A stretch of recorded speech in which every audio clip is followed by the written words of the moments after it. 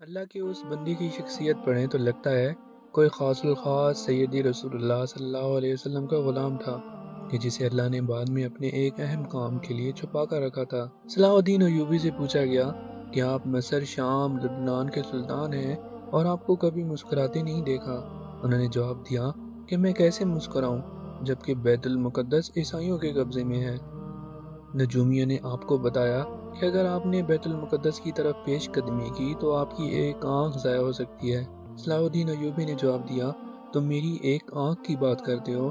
میں اللہ کی قسم کھا کر کہتا ہوں میں بیت المقدس کی طرف پیش قدمی کروں گا، پھر بے شک مجھے بیت المقدس میں اندھا ہو کر داخل ہونا پڑے۔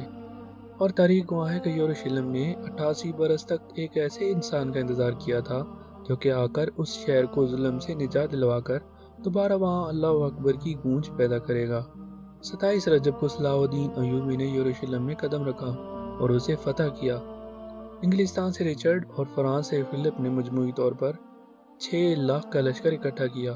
صلاح الدین نے تمام مسلمان حکمرانوں کو خط لکھے لیکن کسی نے بھی مدد نہیں کی۔ کیا آپ جانتے ہیں کہ اس وقت 3 مسلم خلفاء موجود تھے لیکن انہوں نے صلاح الدین کی مدد سے انکار کر دیا۔ صلاح الدین ایوبی عالم اسلام کی اس حالت پر روتے تھے اور آج تاریخ کو یاد نہیں کہ وہ 3 خلفاء کون تھے، کسی کو ان کے نام تک یاد نہیں۔ 2 برس تک عیسائیوں کا یہ گہراؤ قائم رہا۔ وہ اس طرح کے کیموفلاج تھے کہ صلاح الدین ایوبی ان پر حملہ کرنے میں ناکام رہتے تھے۔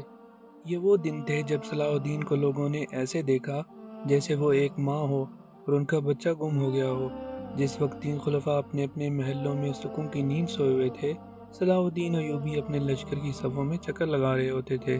جب یہ خلفاء مزیدار پکوانوں سے اپنے پیٹ کی آگ بجھا رہے ہوتے تھے، اسلام کا یہ مرد مجاہد ایک عام سے خیمے میں وہی کھانا کھا رہا ہوتا تھا جو ایک عام فوجی کو ملتا تھا۔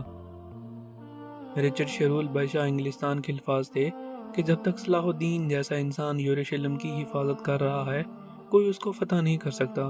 سلطان کی قبر پر لکھا ہے، اے اللہ اس شخص کی آخری فتح کے طور پر اس کے لیے اپنی جنت کے دروازے کھول دے۔